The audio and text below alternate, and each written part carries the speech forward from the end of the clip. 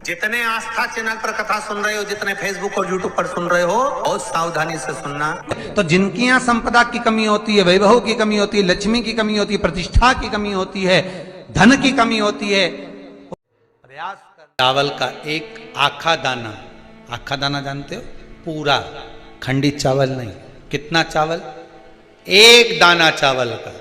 शंकर भगवान। नमस्कार भक्तों, हर हर महादेव। यदि आपके भी मन में कोई ऐसी कामना है जो काफ़ी लंबे समय से पूर्ण नहीं हो रही है, या फिर भविष्य को लेके हम सभी के मन में कोई ना कोई बात, कोई ना कोई ऐसी कामना होती है, मनोकामना होती है, जिसकी पूर्ति के लिए हम लोग तरह तरह के उपाय करते हैं, लेकिन कई बार क्या होता है कि कई प्रयासों के बावजूद भी हमारी मनोकामना पूरी नहीं होती है। तो यदि आपके भी मन में कोई ऐसी मनोकामना है जो काफ़ी लंबे समय से पूरी नहीं हो रही है, तो आज के इस वीडियो में पंडित प्रदीप जी मिश्रा ने जो एक चावल के दाने का उपाय बताया है, यदि आप उसको करेंगे तो निश्चित ही आपकी मनोकामना जो है पूरी हो जाएगी। आज के इस वीडियो के माध्यम से पंडित प्रदीप जी मिश्रा ने मनोकामना पूर्ति के लिए चावल के दाने से जुड़ा हुआ उपाय बताया है, जिसको अगर आप करेंगे उनके बताए हुए तरीके से तो आपकी मनोकामना निश्चित ही पूरी होगी। इस उपाय को उन्होंने इस कथा के बीच में बताया है, मध्य में बताया है, इसीलिए मैं आपसे अनुरोध करता हूं कि आप इस वीडियो को पूरा देखें, तभी आप इस उपाय को अच्छे से समझ पाएंगे, तभी आप उस उपाय को अच्छे से कर पाएंगे, क्योंकि अच्छे से समझकर करेंगे तभी उसका ज़्यादा फल आपको मिलेगा। तो चलिए बिना देरी किए हुए आज की इस कथा को हम शुरू करते हैं और सुनते हैं उनके मुख से ही अपने कार्यों को सिद्ध करने के, अपने मनोकामना को पूर्ति करने के उपाय को। तो चलिए शुरू करते हैं आज की इस कथा को। रावण संहिता के अंतर्गत लिखा है, भगवान राम ने रावण के पास में अपने छोटे भाई लक्ष्मण जी को भेजा था जब वो पड़ा हुआ था भूमि पर। किसको भेजा है? लक्ष्मण जी को। लक्ष्मण जी ने पूछा, भैया आप मुझे क्यों भेज रहे हो, किस लिए भेज रहे हो, क्या कारण है मुझे यहाँ भेजने का, और भेजना भी है आपको तो ये कहाँ भेज रहे हो? वो लंकाधिपति रावण के पास में, वो लंकेश के पास में, वो लंकाधिपति रावण के पास में मुझे भेज भी रहे हो तो कहाँ भेज रहे हो? जरा विचार करिए, कहाँ जा रहे हो? राम जी ने कहा, सुन लक्ष्मण, तुझे मैं जो भेज रहा हूं, तुझे जो मैं प्रदान कर रहा हूं, भेज रहा हूं, वो एक द्रोही रावण के पास नहीं भेज रहा हूं, एक द्रोही रावण के नजदीक मैं तुझे नहीं भेज रहा हूं। मेरे राम कहते हैं, लक्ष्मण मैं आपको भेज रहा हूं तो एक विद्वान,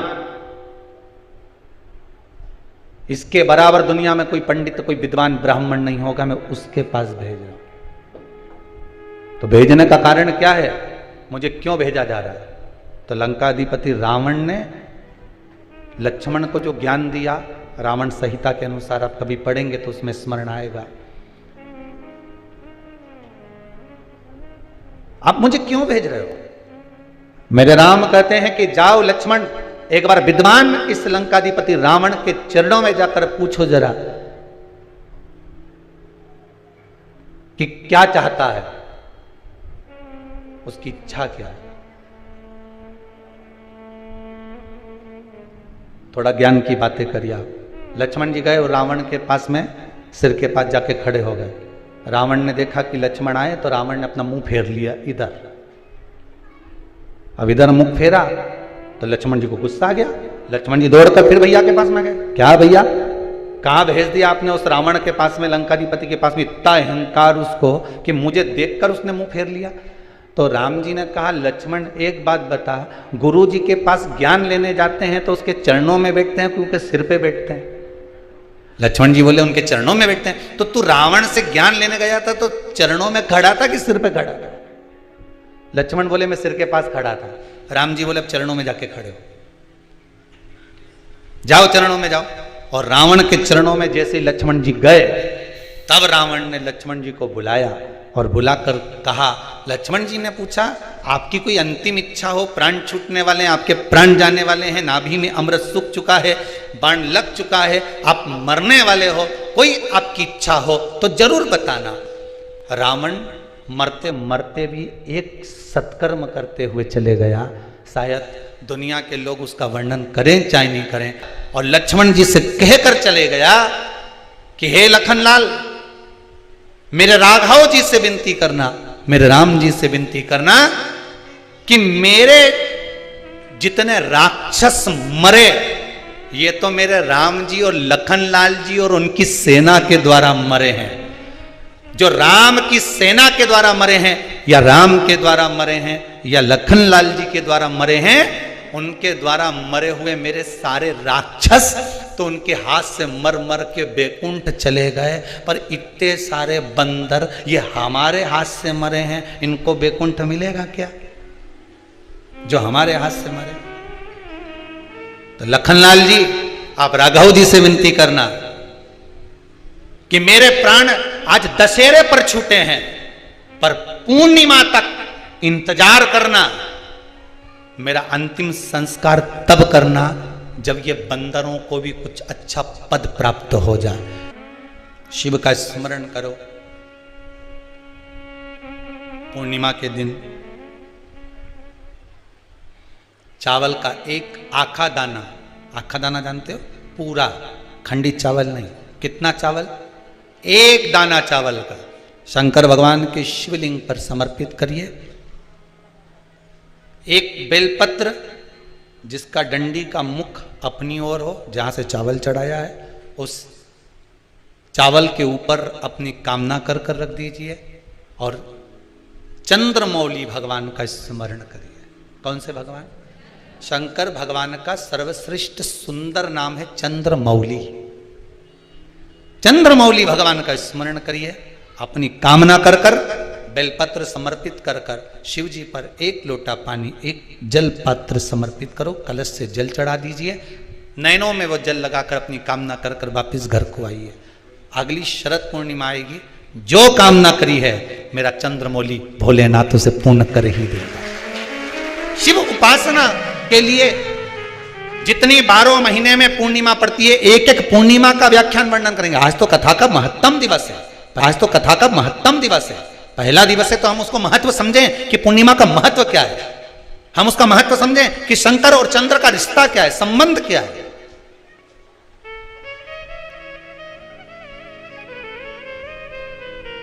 भगवान ने जितनी पूर्णिमा बनाई है, जितने नक्षत्र बनाए, जितनी घड़ी बनाई, जितना पल बनाया, जितना समय बनाया, ये शंकर भगवान ने जो बनाया ये गलत नहीं बनाया, श्रेष्ठता के लिए बनाया, जग के उद्धार के लिए, संसार के उद्धार के लिए बनाया। अब उसका प्रयोग आप करें ना करें या आपके ऊपर है।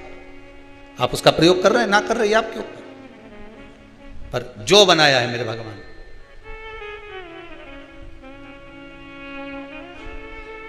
शिव देने वाला। चंद्रमा ने देवऋषि नारद के चरण को पकड़ लिया। नारद जी बोले क्या हो गया?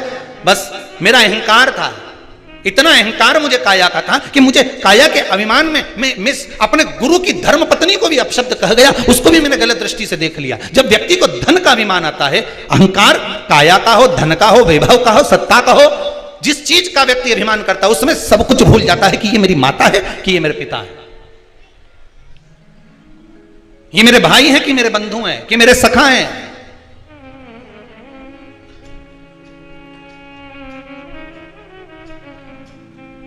एक व्हाट्सएप पे एक मैसेज भेजा था किसी ने, उसमें लिखा था गुरुजी भगवान से प्रार्थना करवाना कि जैसे नवरात्रे में हमारे घर की बहुएं, हमारी घर की बेटियां इतना सुंदर सुंदर श्रृंगार कर कर सज कर इतनी जोरदार जोरदार गरबा करती हैं, इतनी एनर्जी इनको जो नवरात्रे में माता जी 9 दिन देती है, ऐसी ही एनर्जी दीपावली पर लिपाई पुताई और पुछाई के लिए दे दे, ऐसी प्रार्थना करना। नवरात्र में इतनी एनर्जी इनमें आ जाती है कि डंडा ले लेके ये एक पाँव वहाँ, एक पाँव वहाँ, बस भगवान से प्रार्थना करना गुरुदेव की ऐसी एनर्जी हमारी बहू बेटियों में भगवान दिवाली तक ऐसी दे दे कि सारे डब्बे पोंछ पोंछ के धर दे। घर में जितना भी झाड़ू पोछा है, ये अच्छी टेबल पे चढ़ी यूं मार, समझ ले गरबा ही खेल रही, ये पोत दो, फिर पेंट में, फिर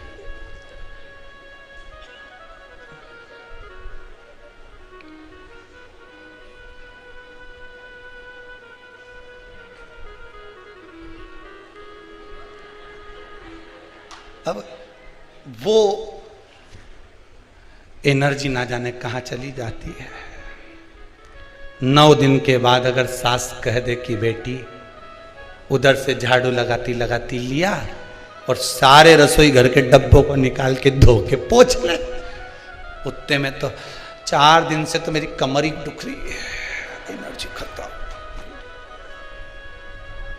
वो बल समाप्त।